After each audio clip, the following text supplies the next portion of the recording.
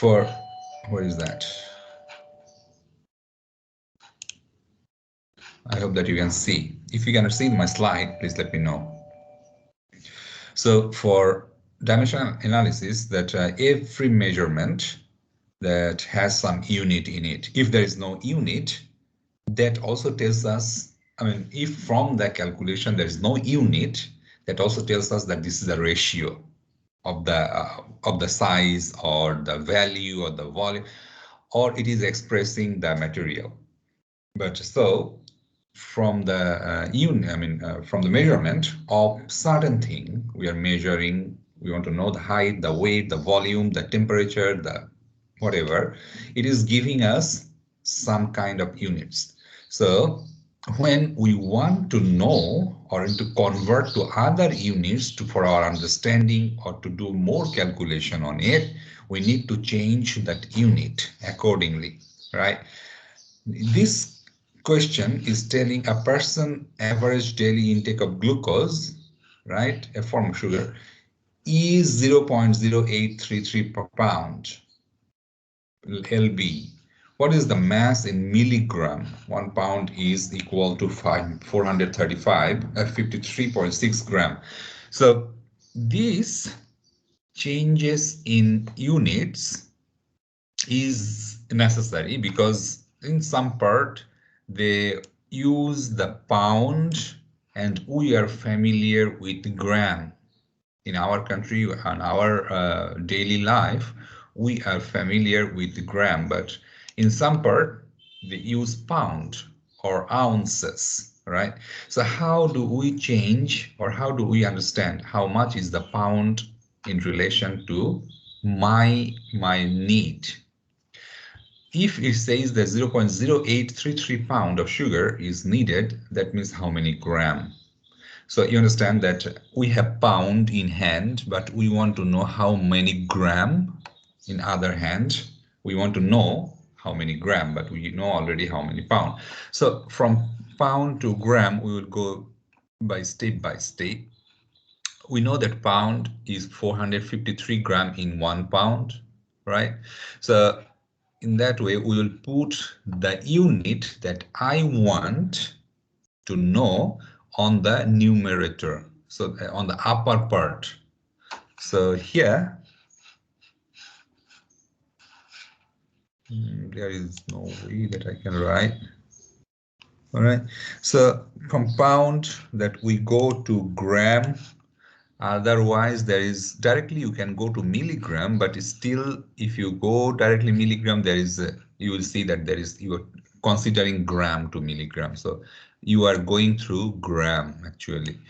So milligram, and then from how many gram in 1 pound is 450. That is written here. 1 pound is 450. So 0.833 pound is how many gram, right? We find in that way. So in a way, how many gram we want to know. So the gram should be on the numerator. That means upper part of the divisional operation. So gram is on the upper position. So pound and pound will be cancelled out from here, and we will find that it is a gram, 37.8 gram. That means it is when 0.083 pound, it is actually 37.8 gram. And from 1 gram, it is easier in our case, but sometimes we need to consider many of other steps. But this is just for example and simple example. So gram to milligram is quite easy. 1000 milligram is equal to 1 gram. That everyone knows. Milli means 1000, right? So milli is anything, milli, centimeter, millimeter, milliliter. So all those things are 1000, and 37 gram to milligram should be converted to multiply by 1000, and that is how we will get milligram. Anyway, the thing is dimensional analysis. So milligram should be on the numerator, that is the upper side, and gram should be cancelled out. So we have 37 milligram, 800 milligram of sugar, right? Okay. And it is in a 3 significant figure because it is started in 3 significant figures. So we will express the result in 3 significant figure as well. Okay, so liquid nitrogen obtained in liquefied air and is used to prepare frozen goods and is in low temperature research. The density of liquid to boil is 196 to 70 or 77 Kelvin actually, is 0.808 gram per centimeter cube, right? Convert the density to unit of kg per meter cube. So gram per centimeter cube and kg per meter cube. Here on both sides, on both cases, numerator and denominator. All right, both will be changed. Both of the units will be changed. So numerator is from gram to is changing to kg, and from centimeter it is changing to meter cube. I mean centimeter cube to meter cube. So we will change individually gram to kg, gram to kilogram, and then centimeter to meter. Now, if we want to change that gram to kilogram, that means we know very easy that 1 gram is 1000 gram is 1 kg, right? 1 kilogram. So in that way, so gram is on the numerator side, so we should change in a way that it becomes cancelled out. It cancels out this gram to gram, and by this way we find it is 0.00080 kg, and now change to centimeter to meter cube. So 1 centimeter, 1000 centimeter, 10 power 6 centimeter is equal to 1 meter. Sorry, how much is the centimeter is to meter? Yeah, anybody? How many centimeter is 1 meter?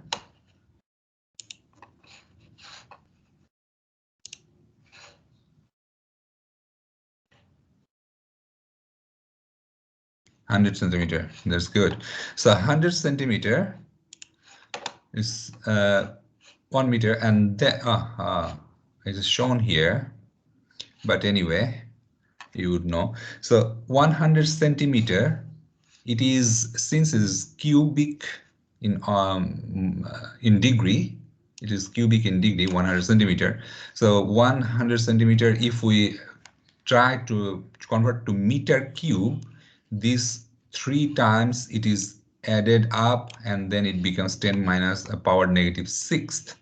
Okay, sometimes students, some of the students, not all, but sometimes maybe we do not we are not careful enough to take the changes to the and use the power 10th powered to the this cubic times, or if there is powered 4 here, it should be this 100 centimeter is 1 meter, right? So 110 power negative 1 or negative 2 should be 4th times change converted. So 10 power negative 8 it was supposed to be. So this is one. Although 1 centimeter, 100 centimeter is equal to 1 meter, but since it is a cubic in operation, this meter is changing to 10 power negative 6th, not negative 2 anymore. So in that way, we can convert to centimeter to meter as well. And units of temperature, I hope that you have gone through, and to some extent, we will be using Kelvin for most of our equation, for all of our chemical equations, but still it is good to know what is the temperature and how do we find or convert the temperature from degree to centigrade to degree centigrade to Kelvin or Fahrenheit, degree Fahrenheit. But most of the time we'll be using Kelvin. All right, and pressure is force over area. Now we are going into mass atoms. All right. So what we will learn: atomic mass, mole, Avogadro's number, percent composition, empirical and molecular formula. This seems already very familiar to you, and I'm good, or is glad. I mean, it's good news that it is not new thing for us anyway. But what we're going to learn is a bit more into details of the atoms. Okay. An atom may be divided into two sections: nucleus and electron clouds. So in nucleus, there are two parts. In nucleus, there are a few things, and electron clouds, they are totally different. They are separated, and the electrons are there staying, but not inner orbital section that we usually think or usually perceive it to be. So, and a nucleus is at the center, everybody knows, of an atom that we consider. That atom is a round shape, and the nucleus is at the center of it. And this is the most heaviest, or this is the most dense space of an atom, right? All the mass of an atom is situated, or is actually because of this nucleus. So what is in a nucleus? What are in the nucleus? Anybody?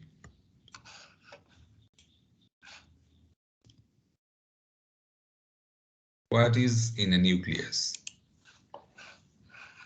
So in a nucleus, there are protons and neutron, right? And if we break protons or neutrons further, then we will find protein, antineutrino, neutrino, all those things. And after all, if we break it down to even smaller, probably we'll find a quark. So the thing is, all the mass of an atom is dense or situated in the nucleus. And the nucleus, why important? Because this is the identity of an atom comes out of the nucleus. So we know that if the nucleus is good or is very strong, then the environment or characteristic of that thing will going to be strong as well. But interesting thing is, what do you call it? Electron cloud. Many of the reaction, most of the reaction actually happens due to these electron clouds, and because of their orientation, of the characteristic of the electron clouds. It's quite important and also interesting to know. I'm not saying that nucleus is not important. I'm saying that both are interesting and important. So nucleus is the identity. It will bear the identity of an atom. Electron will tell us the chemical and physical property that that will occur for an atom. So if I'm going to the full mode, I cannot see the chat box anyway. So I cannot see now the chat box. You have to talk if you have any question. So electrons in the orbit that we usually perceive or usually think that this is an atom, it is a positive side because of nucleus. Nucleus is positive, that we say, and electron, it is all around this nucleus, right? The bigger the atom, the outer side, the electron goes, the orbital goes, or we call it orbital, right? So this is Niels Bohr idea, and but it does not occur in that way. And now we'll know that it is good to understand, of course, Niels Bohr and Rutherford, they all gave us this palm pudding model, and Niels Bohr's this orbital model, orbital means galaxy orbital model. It gives us a good idea, but actually the atom's structure does not usually follow this structure, not exactly the same. So this is nucleus, and let's say this is an electron. Electron is negatively charged. So this nucleus is positively charged, electron is negatively charged. So in all the orbitals, electrons are there.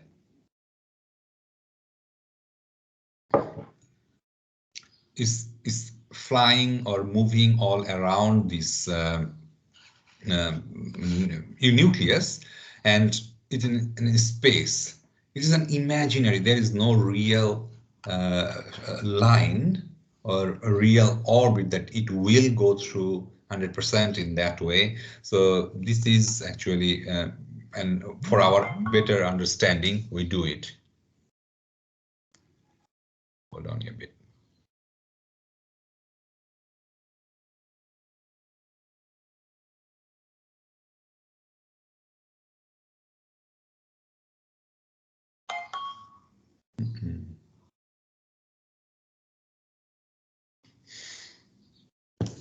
Okay, so we have done it. I mean, we have seen it, and we saw that the electrons are moving around the nucleus. And this is important thing, that electrons will always move around the positive thing, and one positive nucleus is holding many much more electrons. And this is when an atom is stable and isolated, it will have equal amount of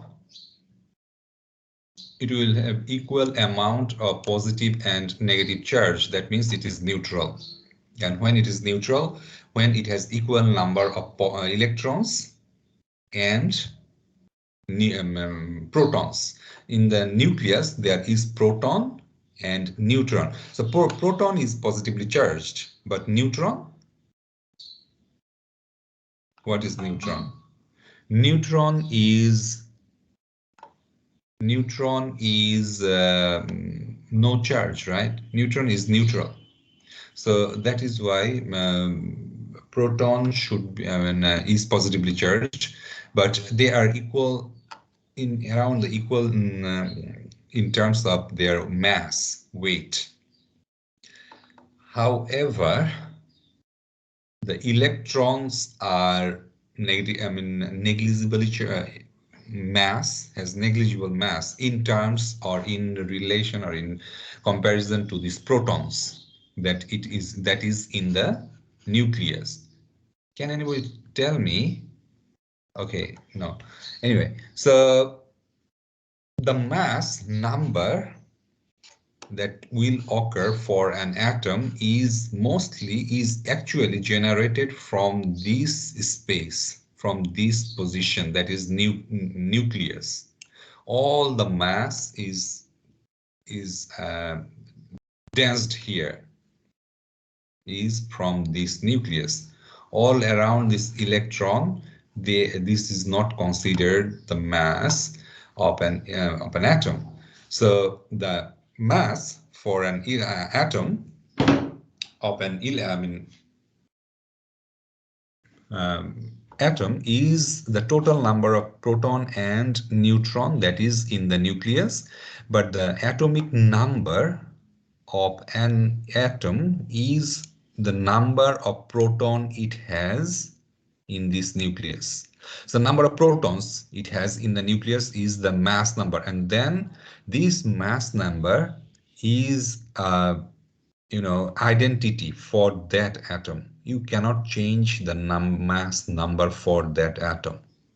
You cannot change. If you can, of course you can, but if you change, it is not that element anymore. It is different element. So hydrogen is one. We know that there's one proton in the hydrogen, right? In one hydrogen nucleus, there is one proton. So this is hydrogen. If I change to 2, let's say just 2, will it be hydrogen? It will not be hydrogen, it will be helium. It is not hydrogen anymore, it is helium. If we change to 3, it is not even helium, it is now a lithium. It is not helium, it is lithium. If we change 4, it is going to be something else. So that is how we cannot change the number of proton or atomic number of an atom. It is very own to that specific atom, and changing to this electron number, atomic number, is changing the identity of that element. And how does this changes occur? It does not occur in normal equation. We cannot do it, but from this atomic, what is that called? Atomic fission or fusion, probably it usually occurs. So one element changes to another element due to that atomic the fission and fusion of these atomic reactions, and that is why it generates a lot of heat and energy is released from there. Okay, so now come to this anatomy of an atom. Since where I was, from the Niels Bohr, right? So plum pudding model of the Rutherford's plum pudding model, it says that on a pudding pad, on a surface of the pudding, there is nucleus here that is a very positively charged, and then all around it on the same plane, on the same surface, this one electron is here, another a little bit far from that is another electron is there. Of course, it's in a unified and circular motion and circular way. I cannot draw better circle than this, but plum pudding model says this way, and then is another one. So it also serves a good example, actually, right? It also serves a good example for our understanding that how electrons are moving. So that's the first time human or scientist knew. This is the first time. It is about 1901, 1902 time. I mean, 100 years ago, 110 years, 120 years ago, that there is something called nucleus and electrons that is all around, floating all around it. And Rutherford thought it on two-dimensional way. All right, for two-dimensional way, and he thought that it is only on the surface of one plane, that there is nucleus and then the electron and then another electron there. But J.J. Thomson, so he tried to make one experiment of gold foil. Here is the gold foil. He put the gold foil here, and then the electrons from alpha radiation. He started the alpha radiation from one side on the here. The alpha radiation goes from this side, right? And it hit this way. The gold foil started to, what do you call it?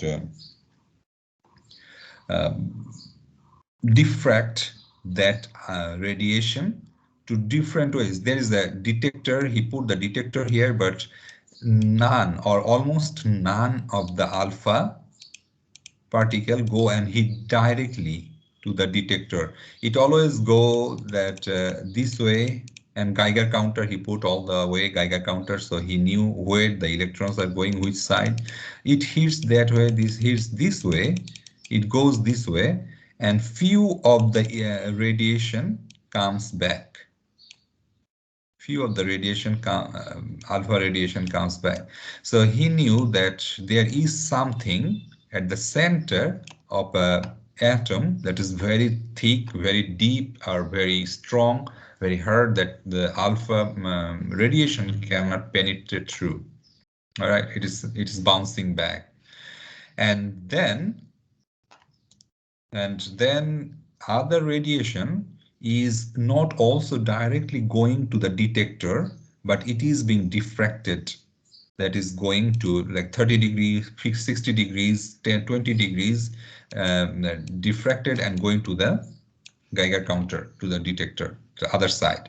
So that means there is something, and he mentioned that it is like heating. The gold foil is very, very thin. It's very, very, very thin. It's 1/10 or 1/20th of the thickness of an hair. Our human hair is so thick. He mentioned that it is an experiment that it is heating tissue paper with a rifle bullet, like that tissue paper with a rifle bullet. So it is like he compared the tissue paper to that gold foil sheet he used for this, and the alpha radiation that he hits the gold foil was similar to that of a rifle bullet, but still some of the bullets or alpha particle diffracted or he came back from there. So this is the experiment he got, and then he saw that okay, it is a three-dimensional plane. This what do you call it? Nucleus is a very thick, very dense, and a very strong area that nothing can penetrate through, or very small amount can penetrate through, and most of the other side is usually empty. Most of an atom is usually empty. He first mentioned that 95%, 98% of an atom is actually an empty space. Only 5% of it has something that we call electron or proton. It only hold 5% of it, 5% area of it. So this is interesting thing. And then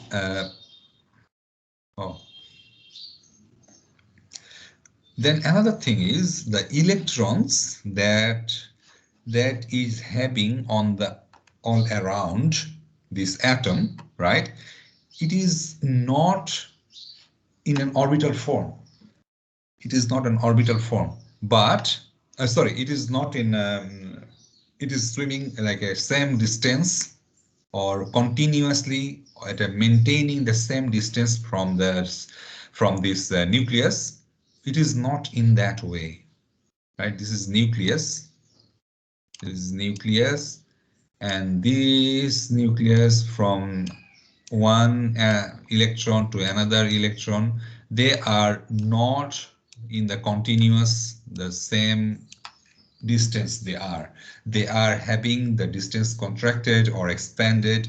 That means although it looks like a very plausible or quite reasonable shape or size or design of an atom, but it does not serve the purpose that electrons will always be there and is spinning. So it is actually like from this, where is that? Did I mention?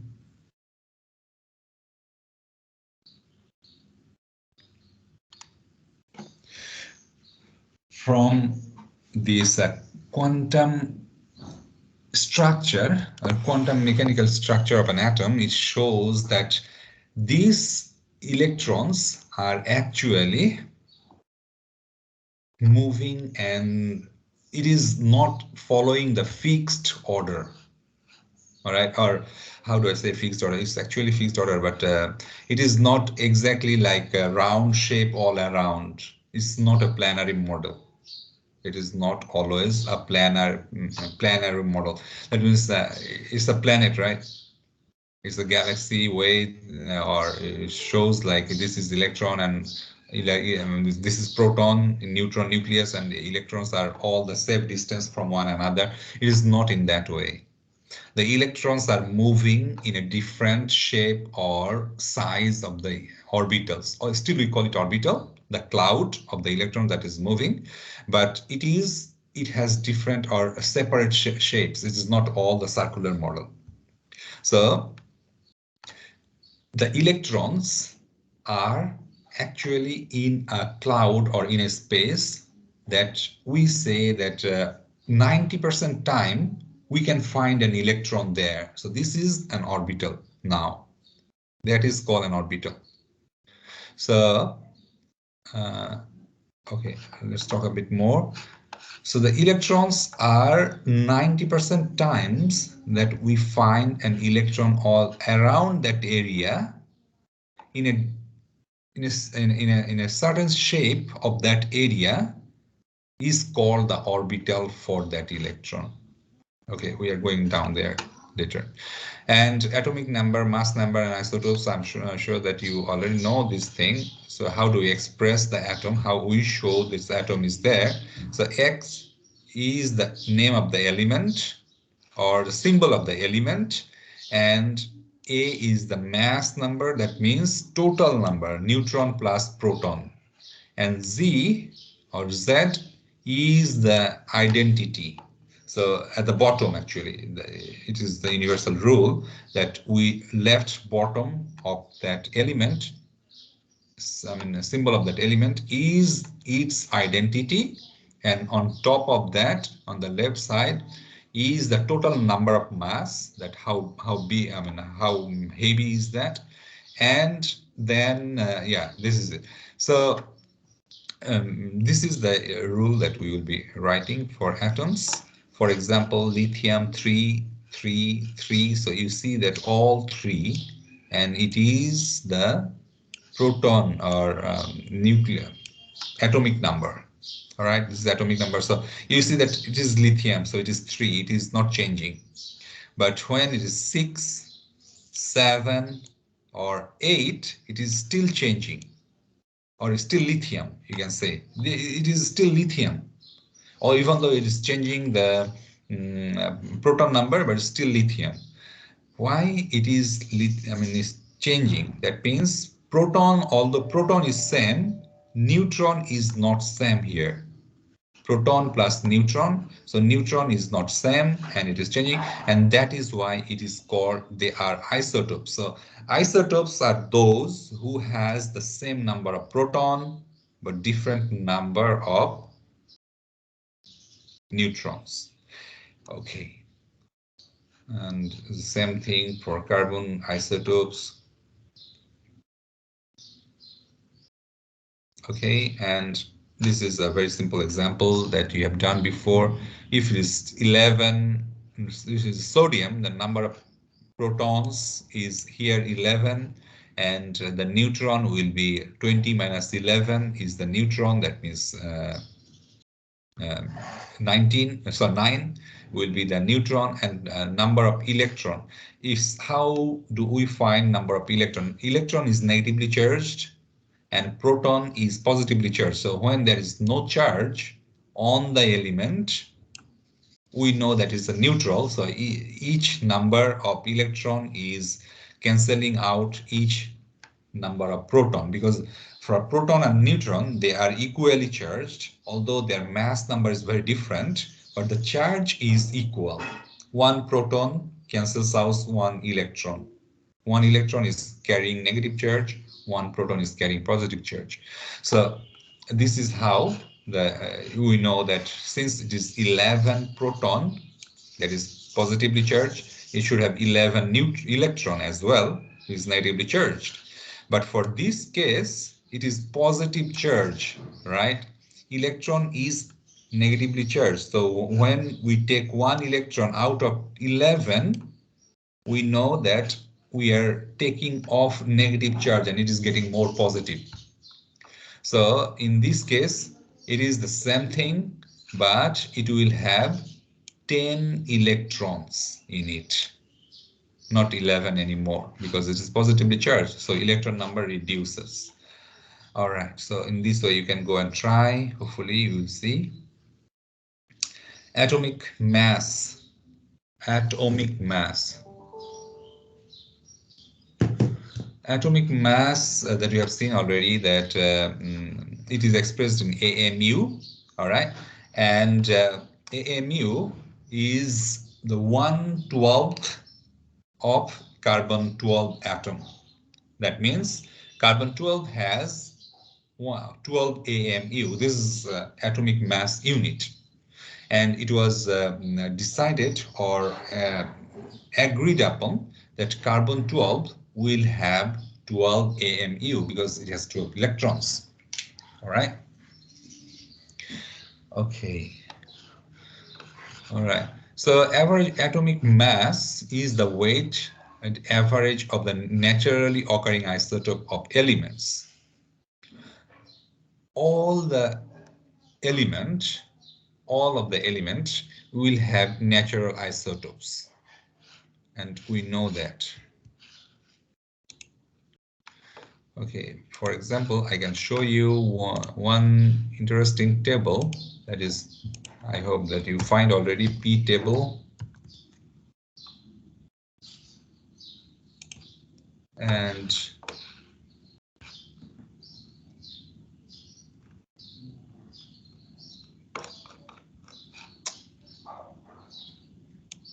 hold on.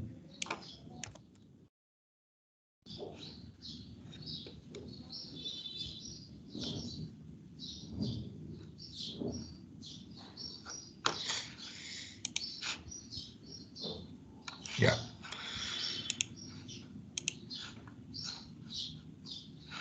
Okay. So I'm sharing my screen once again. Or you can just go to the P table, yeah, and see that this is a very interesting site, website.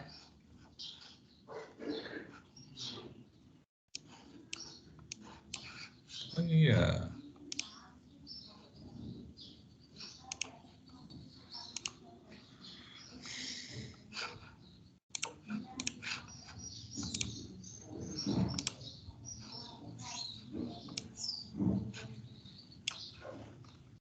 Okay. Okay. So in the P table is interesting because for me it is very interesting because we just hover on the cursor here and then we get all the necessary information. For example, let's say just cobalt, right? It is mass, weight, energy, electronegativity, boiling point, ionization first energy, second ionization energy, density, conductivity, everything will be there, is given there. And also another thing is, what is it?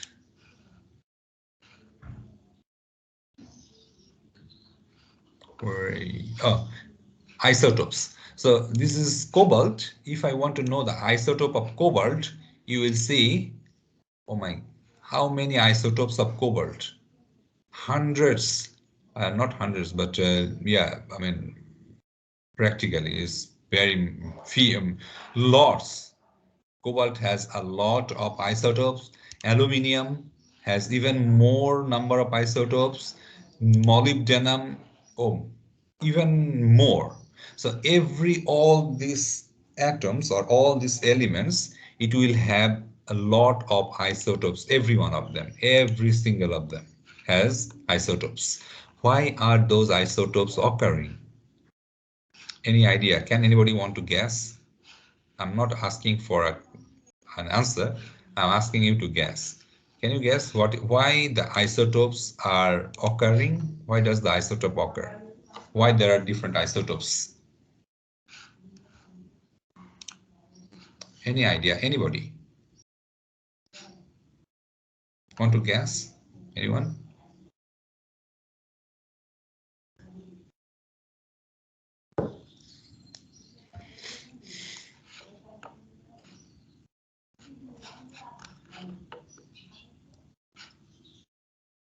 Okay, somebody's typing. It's interesting.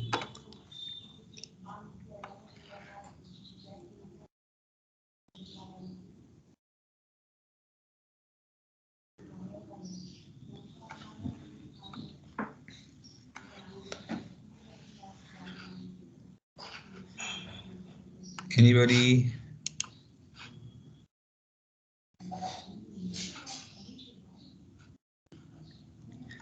Audrey, I like your answer. Yeah, different number of neutrons. Yes, as in different mass number. Yes. This is why we call it is an isotope, because it happens number of mass different, and number of mass different not because of proton but for neutrons. But I'm asking that why do you think isotope will occur in the nature? Because just now I showed a lot, everyone has a lot of isotopes, right? A lot of isotopes. Why is this so? Why would anybody, any of this element have isotopes? This is your Menti question for today. Ainin says that something related with decay. Yeah, you are talking about the next condition. This is not directly related to formation of isotopes, but probably after it formed the isotopes, how it goes to the main element, that is not main element, the average element. Yes, so probably decay will be that related. But okay, isotopes is interesting. You will be surprised that due to the different pressure, temperature, and even for this solar storm or that earthquake, right? All those things, the natural causes cause this element to be of different state or different form. So because of this temperature, pressure difference, concentration difference, or some other parameter difference in their nature that they are occurring, the element will change. The elements neutron and proton number will be changed to some new degree. So it cannot, what do you call it, proton number, it cannot be changed by itself. It has to have a very strong outside force to be exerted on it, so then only it changes. But so proton number does not change, but the neutron number, it can be changed due to these many other factors that we know so far. All right, so because of that, the neutron number can be changed, proton number doesn't. So that is why it will change, or it can be changed, or that isotopes are formed. That is why. Okay, so now come to this atomic mass again. By definition, the atomic mass of a carbon-12 is 12 AMU, and the average atomic mass is weighted average all the naturally occurring isotopes of the element. So it is an average mass that is consider all the isotopes of that element occurs, and then take an average and use it for finding the isotopes, the average mass of that atom. For example, where is it? Okay. For example, let's say that the atomic mass of two stable copper isotopes is 69.09% and 30.91%.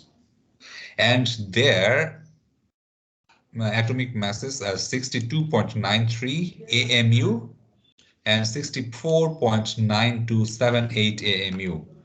These two different AMU is because of their isotopes, right? Number of neutrons. So calculate the average atomic mass of copper. The relative abundances are given in parentheses. So this is the relative abundance. That means how much they occur, how many percent they occur in nature.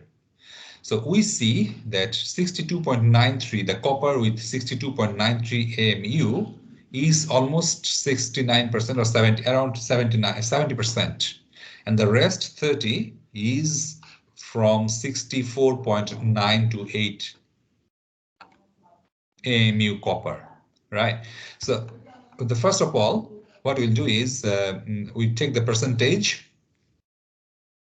We take the percentage and convert it to, to 1. Percentage is out of 100%, but we convert it to 1 to the whole number of 1, and it becomes 0.69, and copper 65, it becomes 30.91, which is become 0.3. So in relation to their total abundance, in relation to the total abundance, their atomic number is 43.78%. No, 43.48% AMU, and then 20.07 AMU, right? It changes. So if we just sum it up, it will become 63.55 AMU. And if you go to this,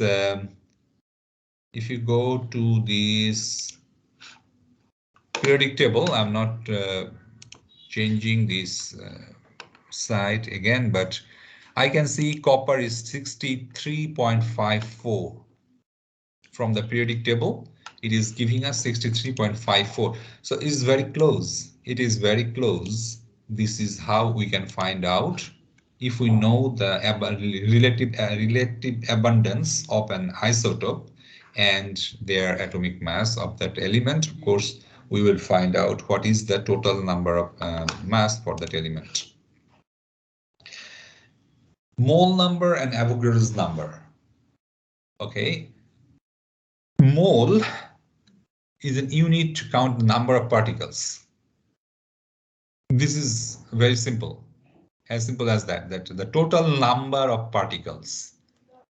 For chemical uses, it is because the atoms are small, electrons are even smaller. So the molecules, even molecules sometimes is big, but still small to our eyes, and it is hard that, to see. We cannot see from our eyes, right? So that is why for our for our convenience, we have to make it a bigger things so that we can handle it better. If the mass of one atom is 10 power negative 24, right, gram, it is so small number that it is problematic to understand and to calculate and then think. So what is done is that we have come out the one example or one convenience, for our convenience, that number of moles will be used for calculating the chemical substances or chemical particles or particles in chemical reactions. And actually it is not a answer that is number of moles is Avogadro's number is not something that arbitrarily came out. There is an expression for chemical, mathematical relation that how much of this, how many of these particles should be in a number of moles of particles, how many numbers of particles will be there. So Avogadro's came out with this calculation and the number of particles here. In 1 mole, the substance 12 gram of carbon that contained in 1 mole is the Avogadro's number. This is a quite big number, but it is very important, and for each and every calculation, most of the time, we will be using this Avogadro's number. So Avogadro's number is the 1 mole of particles, or 1 mole of pens, 1 mole of students. That's a huge number, although 1 mole of, what do you call it, chocolates, you can say. So as long as in that element there is this number of particles or this number of that items is there, we call it 1 mole.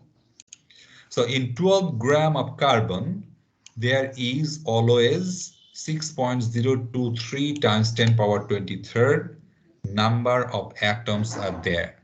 So we call it 1 mole of carbon. If there is 1 mole of water, there will be this many number of water molecule, not atom anymore, but molecule in water. If 1 mole of tea, whatever you consider, the tea is tannin or other chemical thing, 1 mole of that particle should be there in that. So it is a very simple thing. We just need to perceive that 1 mole is this number. In 1 mole, always be this number of particles will be there. Whether it is an electron, is a proton, is a atom, or is a molecule, or whatever, this number of the substance will be there. So for example, here we see that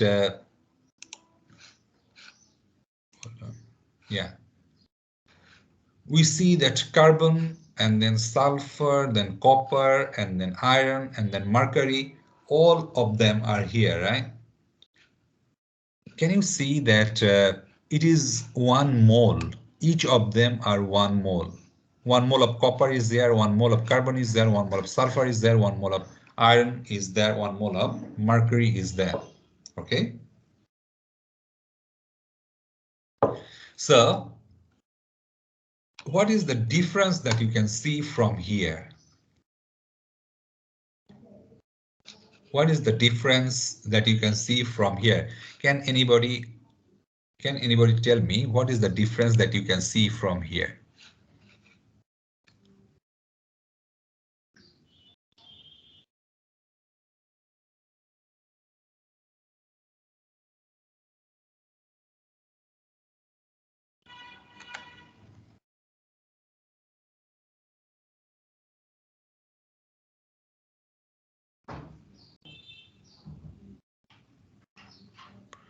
Okay, Gabby says that the number of protons and neutrons are different compared to each other of them, but yeah, of course they are different number of proton, because they have different number of atomic mass. They have different atomic mass, right? Carbon, copper, mercury, iron, sulfur, they have different atomic mass. And but what else can we see from here? From I'm saying that from the,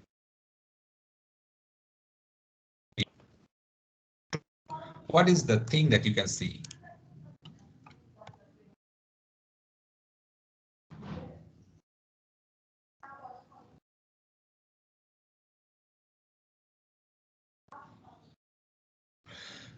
What I can see, let me tell you, that this carbon is this big, sulfur is also this much, iron is few, copper is more than iron, but mercury is just this amount, and it is 1 mole. It is 1 mole. Mercury is very small, but it is 1 mole. So the thing is, here the difference is their size, but the common thing is all of them are 1 mole. Each of them are 1 mole. And each of them has 6.023 power 10 times 10 power 23rd number of atoms in them. Each of them, this many carbon, this many sulfur, this many copper, this many iron, this many mercury. But the difference is their sizes. But the difference is their sizes. Why? Can you tell me, can anybody tell me why it is so? Why the size is different for them?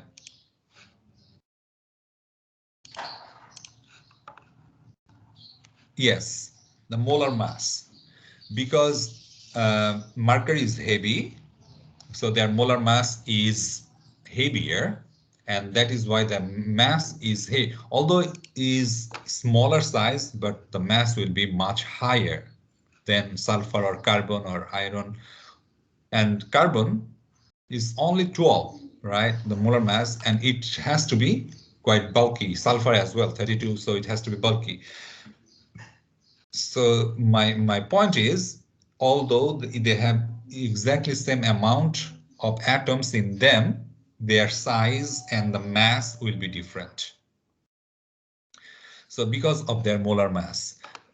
So the Avogadro's number is for us to understand or to do the calculation, but their sizes, the molar mass is telling us the sizes of them, or the density of how the density of this it will be. Anyway, so this is it. Now molar mass. Since we are talking about the molar mass of a substance, of course, it is expressed in gram, and the unit of molar mass is gram per mole. Just now I was talking, right, that if each of them are having 1 mole of them, all of them are 1 mole, but the mass is not 1, I mean, in gram. So gram per mole will be the molar mass, the unit of molar mass with gram per mole. For any elements, this atomic mass is equal to molar mass or grams. So given 1 carbon atom is 12 AMU, and 1 AMU is times 10 power 20 negative 24th, right? 1 AMU is times 1.6 times 10. So 1 mole of carbon 12 atom has, because there are 12 AMU, and it has also Avogadro's number. 1 mole of carbon should have Avogadro's number of atoms in it. So this is Avogadro's number of atoms. And show what is the molar mass of carbon 12, mass of 1 mole of carbon 12 in gram, right? So from this relation, we see that 1 mole of carbon, it has this many of atoms, Avogadro's number of atoms, and 1 AMU, we understand that 1 AMU is this many gram, and 1 carbon has 12 AMU. So what is the molar mass of this carbon? And it is quite, again, simple thing by doing the factor level changes, that we want to know gram per mole. One thing is interesting here to show you that we want the changes in gram per mole. All right, because it is gram per mole before it says what is it. Yeah, so it is gram per mole, molar mass in gram, right? So what is the molar mass of carbon in grams? So it should be gram per mole. The molar mass is always gram per mole, and that is why this is our desired structure. This is our desired structure for that the unit that we wanted, and then we can just convert it that 1 carbon 12 atom per 12 AMU. We all know that, or it is given in the previous slide as well. And then 1 AMU is also given 1.66 times 10 negative 24th gram, and 1 mole of carbon 12 is equal to the Avogadro's number of atoms of carbon 12. Okay, so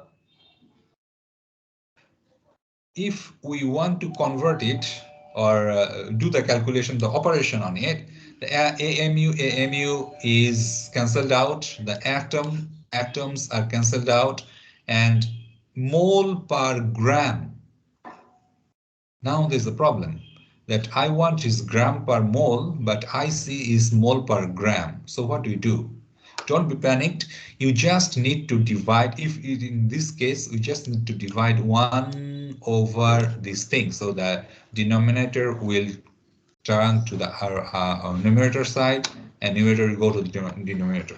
So, or we can of course start to do it again. That 12 AMU over 1 carbon 12 atom, and then multiplied by 12, 1.66 gram over 1 AMU times carbon 12 over 1 mole, in that way. right? So we can just convert it in this way. Again, don't be panicked. You just need to change the operation. So you will get the desired gram per mole or desired value. If even it looks like that, it will take a bit time, but don't panic. And don't rush it so that you will not miss the operation or the marks. Okay, so yeah, this is one example. And another example for this is the zinc. How many grams of zinc are in 0.356 mole of zinc? It's quite an easy thing that from the, hold on here, just from the zinc, we see that from the periodic table, atomic mass of zinc is 65.39. So the molar mass of zinc is 65.39 gram per mole. Atomic mass is 65. So the mole is gram per mole. And then from this many moles, how many grams will be there? We can just convert it and find it that 23.3 gram of zinc is in 1 mole. Okay, so I want to take a break for maybe 5 to 6 minutes. All right. Afterwards, I'm coming back after 5 to 6 minutes. Do you have any questions so far? Anybody? Okay, good. Afterwards, we will go to the orbital section. Ainin says no. All right, so go grab your coffee and or tea and or drink something, and then yeah, come back after 5 6 minutes. So it's 10:10. I mean 10:10 now. I'll start again 10:16. All right.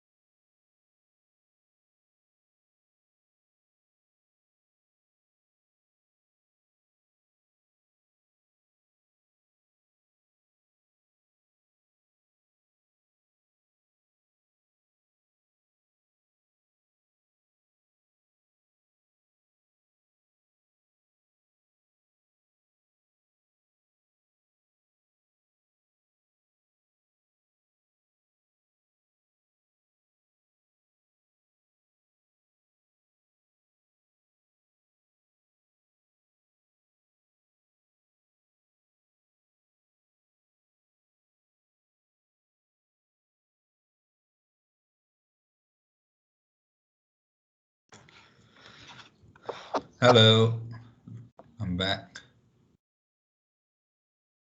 Okay, sorry, I've taken 2 minutes longer.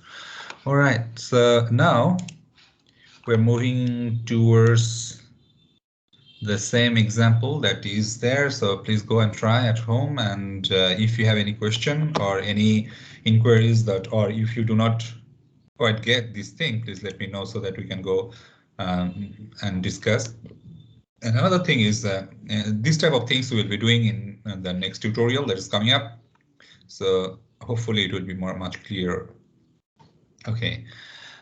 One of this problem is telling us that how many hydrogen atoms are present in 2.25.6 gram of urea, the same urea that we use for our as a fertilizer in our cultivation for planting for cultivation of things, crops, which is a fertilizer in animal feed and in the manufacture of polymers. And some of this is used for polymer as well because of nitrogen atoms it has. So it says that how many hydrogen atoms. It is quite important to understand that hydrogen atoms it is asking, right, in 25.6 gram. So if we look at this structure of ammonia, urea, sorry, so we'll see that this is NH2, is all over is 2 again and CO. So that means 4 hydrogen in 1 molecule of urea. This is a whole molecule and there are 4 hydrogen in a molecule.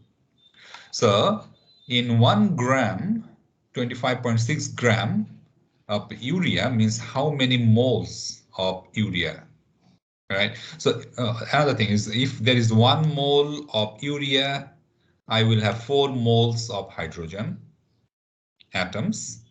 And if there is 2 moles of urea, I will have 8 moles of hydrogen because it will be 4 in 1. So 8 should be in 2 in that way. 1:8 and 1:4. So 25.6 gram of urea. First of thing, I need to find out how many moles of urea it will be and number of mole of hydrogen in 1 and atoms. Okay, so now we see that 25.6 gram of urea is equal to 60 total molar weight of urea is 60.06 grams. So 1 mole of ammonia urea is 60.06 gram of urea, and then in each moles there are 4 moles of hydrogen, so that it is from that way we changes and it gets to this number of Avogadro's number of moles, Avogadro's number. So this is 1.03 times 10 power 24th atoms of hydrogens are there. Okay, cinnamic alcohol is mainly in perfumery, particularly in soaps and cosmetics. Its molecular formula is C9H10O8. Oh, so there are 9 carbons, sorry, 10 hydrogen and 1 atom of oxygen is there. And this is from looking at it, we see that this is an organic element or organic molecule, right? Carbon, hydrogen, and oxygen. So it says that how many molecules of cinnamic alcohol are contained in a sample of 0.469 gram of alcohol or cinnamic acid. First of all, how many molecules? It says that how many molecules, that means C9H10O, C9H10O, C9H10O. In that way, how many C9H10O molecules of cinnamic alcohol are there in a soap of mass of 0.46. 0.469 gram mass of cinnamic alcohol. So that what you do is we must find out what is the number of molar mass. What is the molar mass of cinnamic alcohol? Right? How do we find the molar mass? Can anybody tell me what is the way that we find the molar mass of Islamic alcohol? Okay. So we find there are C9, C9, that means 9 carbons. So 12.01, each of them has 12.01, right? Carbon. 12.01 times 9, plus there are 10 hydrogen in it. So one hydrogen is 1.008 times 10 times 10 plus oxygen is 16. One oxygen only here. So 1 times 16, that is 16, 15.99 actually, I just round off. So 16. So this is how we will find out the number of molar mass. Sorry, this is the molar mass of uh, cinnamic alcohol, and altogether it will give us 134.2 gram of cinnamic alcohol. 1 mole of cinnamic alcohol means 134.2 gram of cinnamic alcohol, and in 4.469 gram there will be how many grams of cinnamic alcohol, and sorry, how many moles of cinnamic alcohol, and each mole has this Avogadro's number. So from there we can know how many moles, how many number of molecules in there. Okay.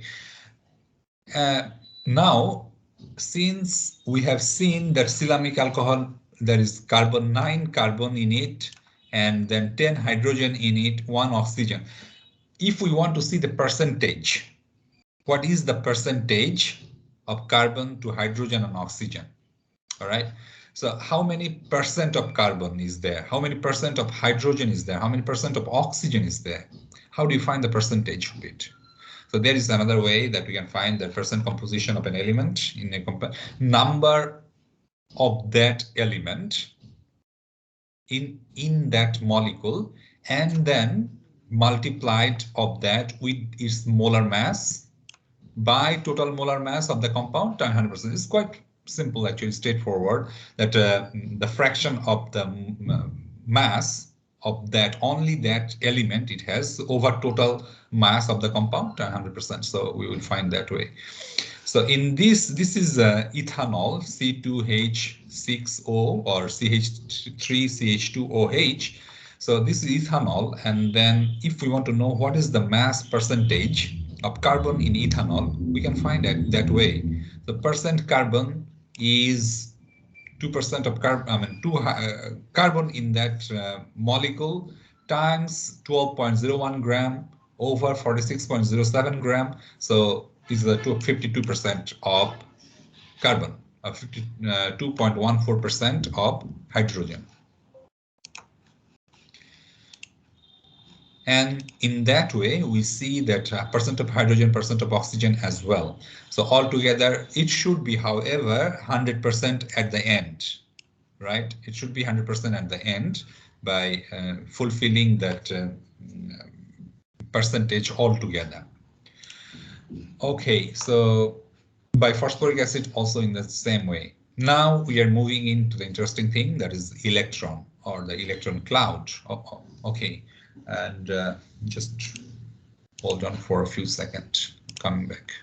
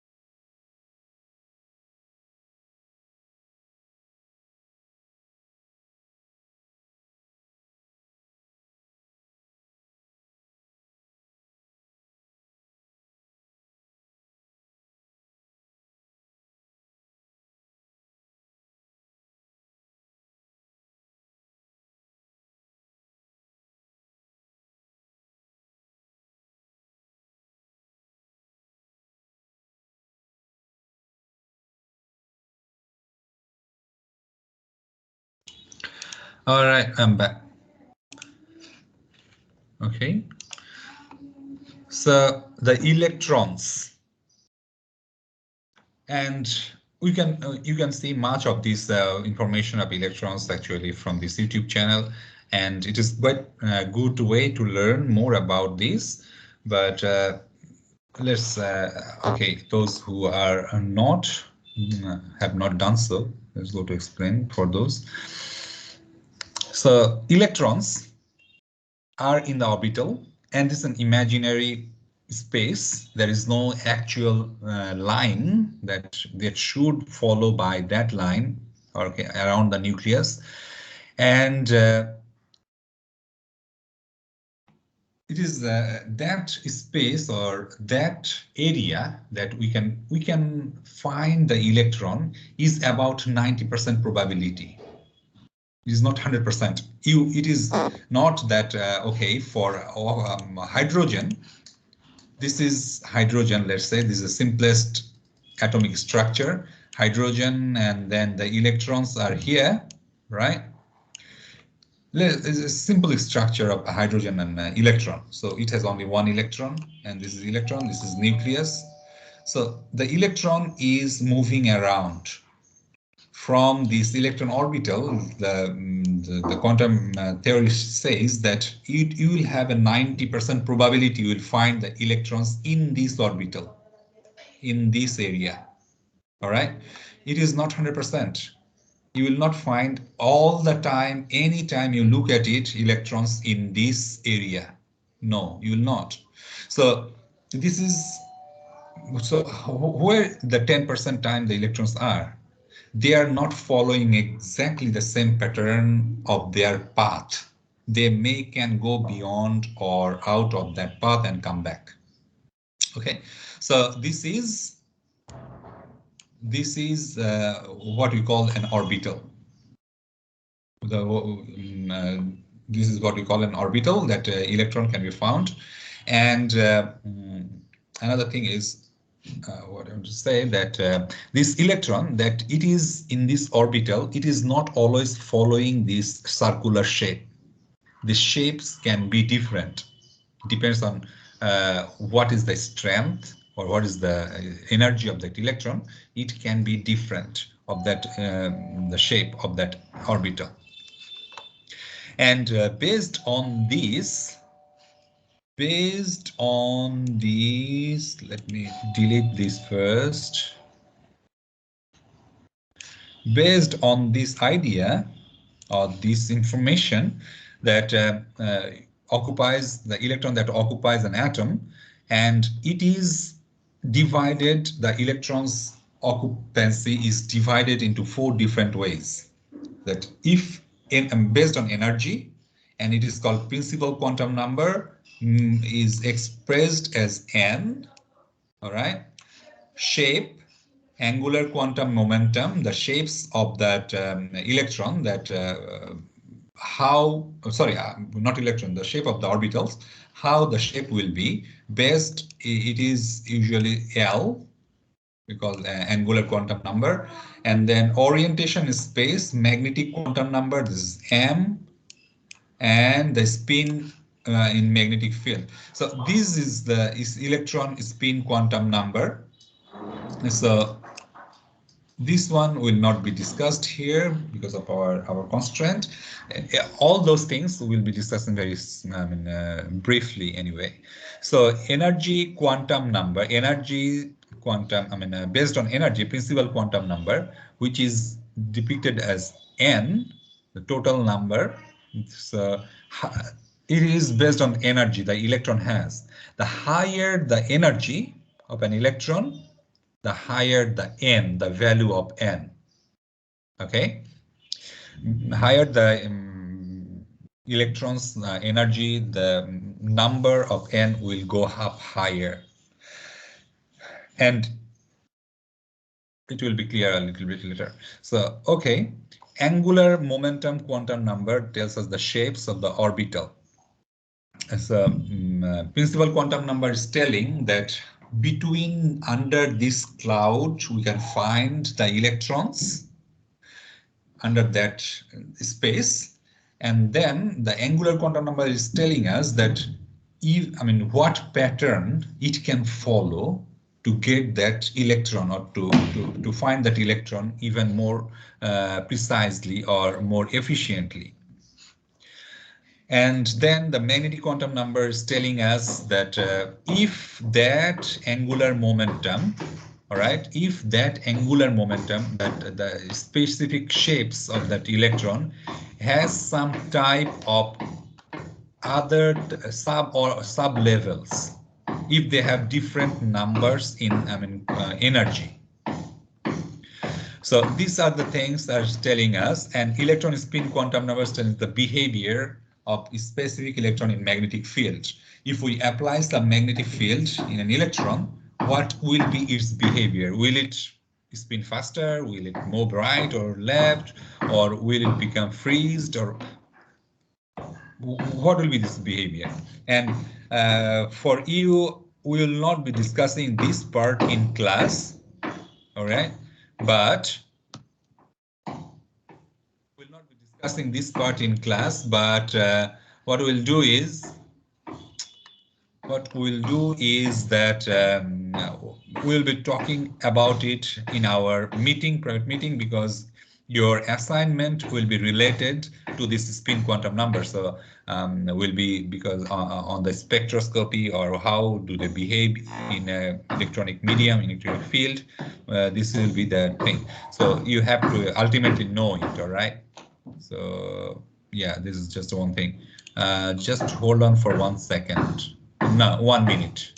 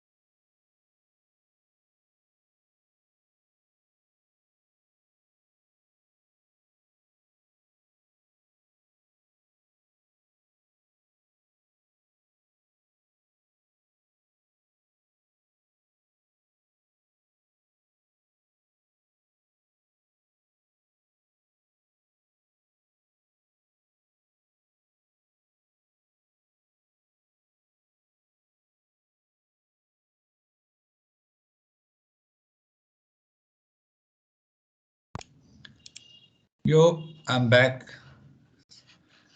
All right, so what we're discussing now this time?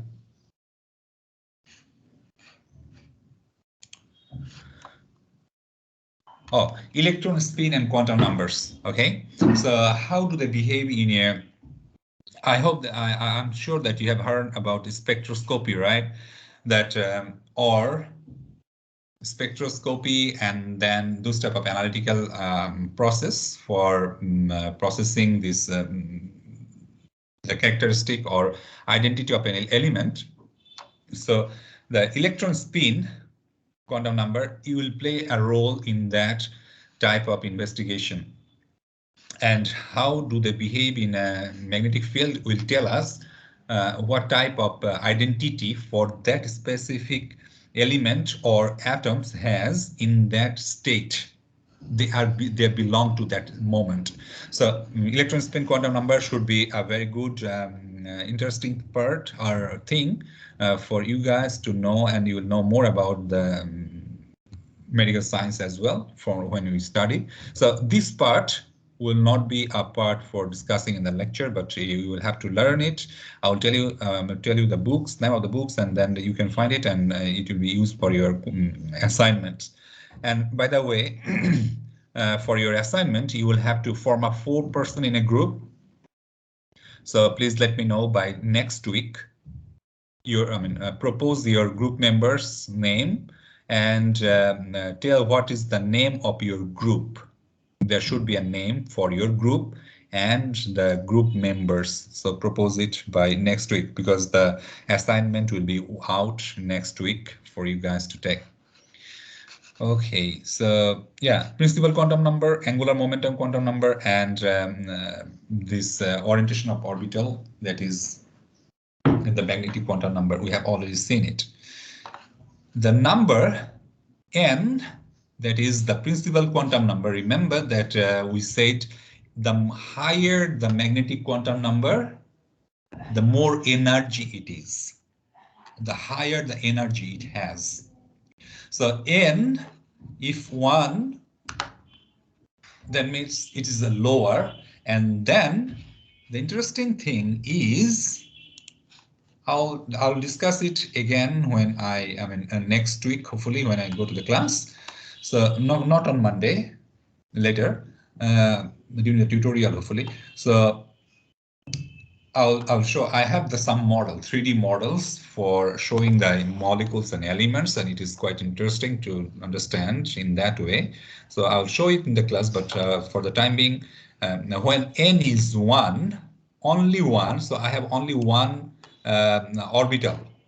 All right, only one energy state, so only one orbital. There's no other possibility. So n equal to 1. But when I have n equal to 2, let's say this is the principal quantum number. Let's say this is a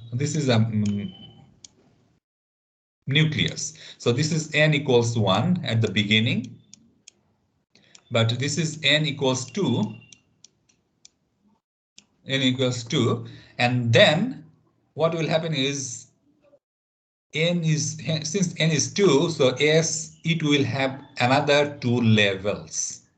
Another 2 levels, because this is bigger, under the bigger umbrella of this electron energy, and the bigger. So and since n is 1, the first one is s, only one possible thing, and this is only one s suborbital is possible. So there will be 2 orbitals, the 2 electrons maximum in each orbitals. There can be maximum 2 electrons as per the Hertz rule. And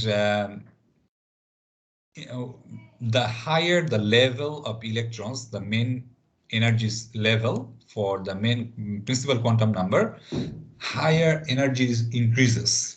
Energy start to increase, and then the suborbitals also start to increase. Energy increase means the electron can have much energy to move around, to shoot around itself, so that it will have higher energy. And as per this Pauli's exclusion principle, we know that electron starts to fill up first the lowest energy first, and then it goes up to higher energy. So 1s will be the lowest energy for any of the element or any of the electron. And by the way, I'm talking now for generally, for it is general for all the atoms. It is for the sodium, for chlorine, for magnesium, for hydrogen, for helium. It's for everyone. This is the same phenomena, same thing. So electron, it will have 1s will have the lowest energy, then the more than that is the 2s energy, and then the 2p or p orbital, d orbital is the sub level orbital, right? This is the principal quantum number, 1s, 2s, 3s, 4s, 5s. So they are the principal, and then p, s, p, d, f, they are the suborbitals for that. So okay, so electron first will move into 1s, and then it will go to 2s, and afterwards it will go to 2p, it will fill up 2p, and then it will go to 3s, then it will fill up 3p, and that's this is on, how it will fill up. Okay, so now let's see what is 1s, 2s, and 2p. That we said that 1s is the lowest energy and it is spherical shape. So 1s is this spherical shape, a small electron. I mean, a small cloud of electrons. And under this, there is no possible other thing that can happen. Okay, but for 2s, it is bigger size. It is taking a bigger space. Of course, it will take bigger space because it can shoot around more space or more places because it has more energy than 1s. So 1s is lowest energy, 2s is a bit higher energy, so it will have. And then they are in between, under this cloud, under this sphere of these 2s, still we have some space where you will not find electron, or the possibility of finding an electron is less than 10%. So that is called node or nodule. So in this nodule, the white circle are the space or the cloud or space, because the space that we will, the electrons, the possibility of finding an electron is almost zero. So that is the nodule. And the dark space around it, the greener, I mean, bluish color is the highest, the chances of finding an electron. So under this 2s, it is not always circle, but under this 2s, there can be a sub-levels of p orbitals or d orbitals, because you remember we said the principal quantum number and then angular momentum quantum number. So this is angular is the shapes of the orbital, how it will be the shapes of the orbital. And under this 2s or 3s, there is under this umbrella or this sphere, there is a shape, because it's quite big area. So electron will occur in some specific shapes. One of the shape is P, and this is the what do you call it? X-ray diffraction of that p orbital, probably, so that it is showing these two area. This dot means the electron occurs there. These two areas,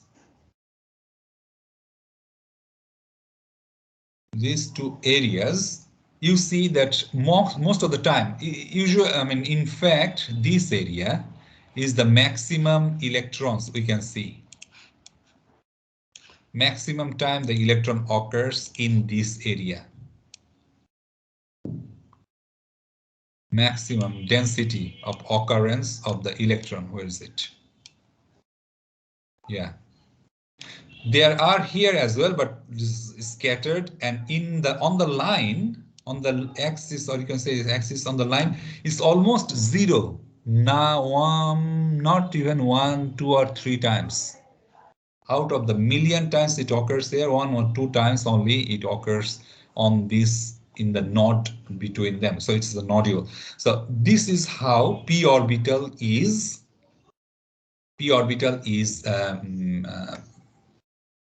shown. So this p orbital, it can happen, this is x axis, it can happen in this way. It's the y-axis, so if we take in the y-axis, it can also happen in this way too. So the electron will be on this area, and this area, but not in the between. So this will be p when it is vertical. And since it is three-dimensional, it can be occur in the z-axis as well. So the same way, the same size, the same shape, but only the orientation is in different way. All right. So this is when it is occurring and along the x-axis we call p. When it is occurring in the y-axis is y, and when it is occurring in z-axis, so it is z. All right. Okay, so the same thing can happen for d orbital as well. So the d orbital is, if we take in this type of X-ray diffraction for d orbital, we will see that in a three-dimensional space, let's say, oh, hold on, maybe a bit more precise. Cannot be more precise than this. If we take a d orbital X-ray diffraction, we'll see that electrons are occurring in this position, okay, in this position, and in this position. So p orbital, you can say that it is a kind of dumbbell shape like this. Sorry, my drawing, and this way. So this means that electron is occurring in this space. In between there is not, but when to do it faster, to be efficient, for saving our time, we just do it in this way, faster way. So this is p orbital. It can be px, py, pz, and if we take the X-ray diffraction of d, we will see that it looks like this way, this, and this. So px, py, pz, and sorry, this is p and d. So d orbital is shown in this way like a flower. So these are the lobes. Lobes means there are maximum possibility of finding electrons in these lobes, and nodule, that means there is a 0%, almost 0% chance of finding an electron in the nodule. So dy, I mean, when it is for the d, it is occurring at y and z axis. So we say this dyz, dxy, yz, xz in that way.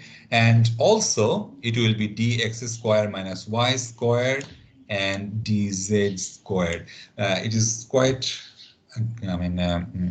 tough to comprehensive how to understand that x squared minus y squared.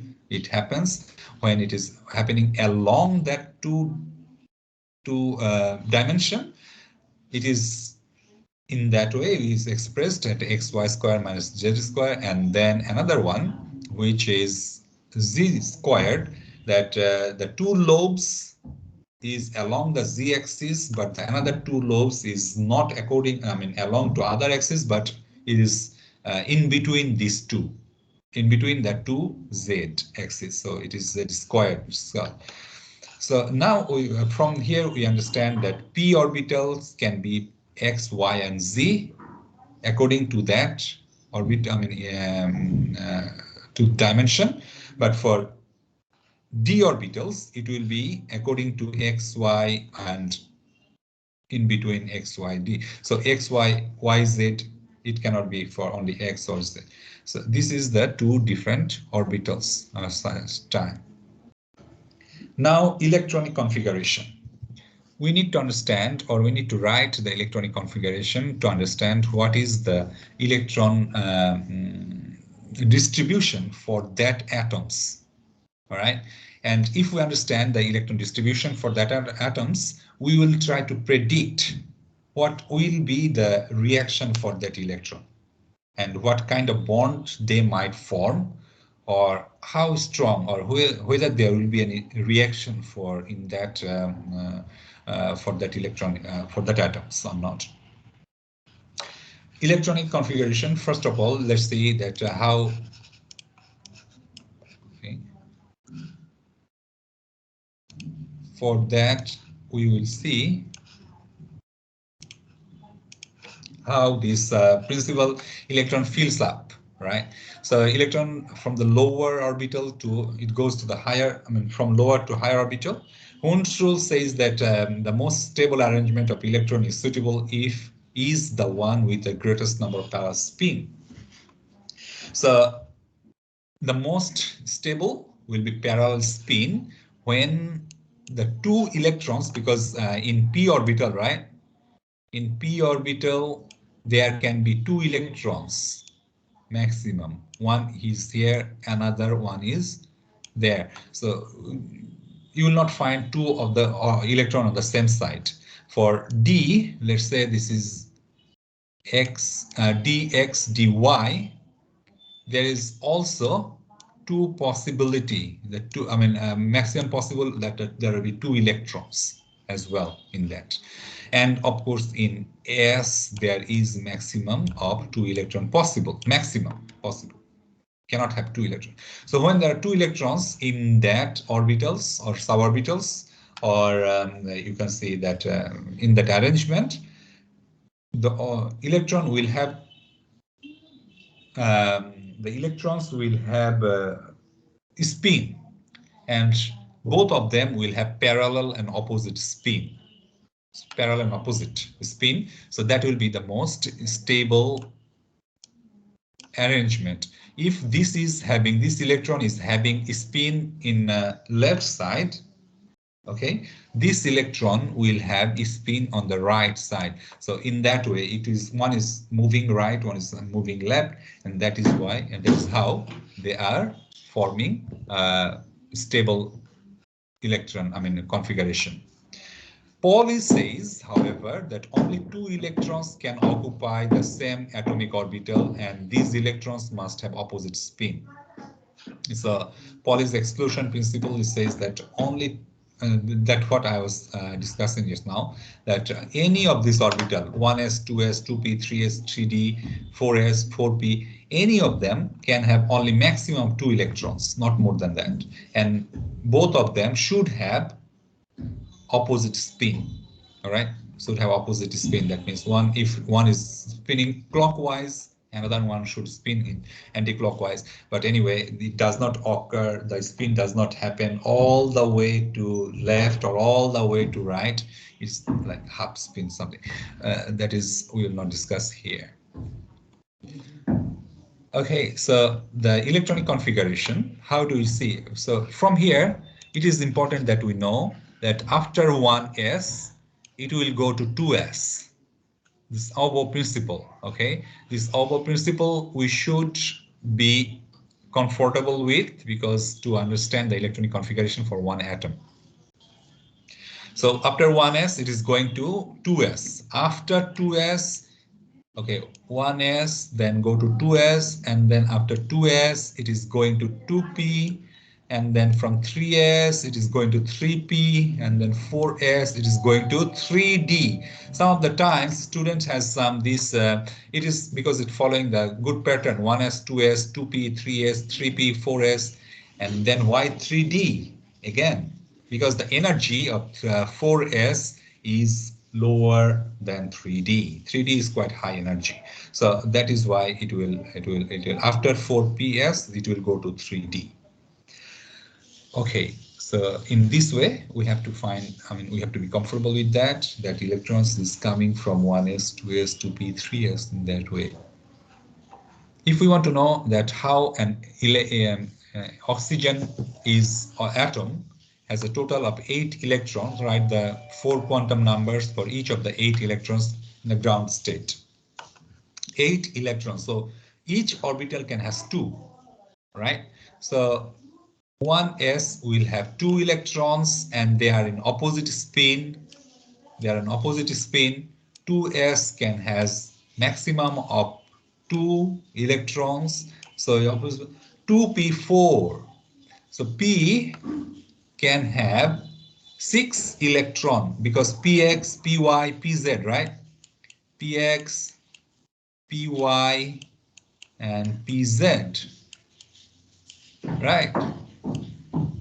This is, there are 3 in p, so all together are shown here. So it can have 6 electrons. P can have 6, maximum of 6 electrons. Each of them can have 2. So altogether, it will have 6 electrons. But for oxygen, we have only 8 electrons. So one is already 2 is gone here. Another 2 is here, is gone. So 1px is having 2 electrons, and then Py, Pz, each of them will have 1 each. Why? Because if I put 1 electron here, that means let's say this is Px, this is Py, and this is Pz, right? I put 2 for Px, 2 for Py, and none for Pz. So Pz will not be happy. It will be highly unstable. It will be unstable in that way again. So at least have some better distribution. So each of them has a better share. So that is how it will, even it is 1, still they are having share of it. So oxygen has 2 shells that it can take 1 electron each, and that is why oxygen can bind to bonding. We'll see later on next class more about it. So yeah, that is it today. Do you have any question? Anybody has any questions so far?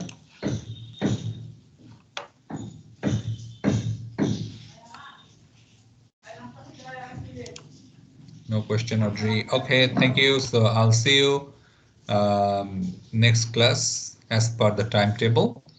So take care, bye-bye, and have a nice day.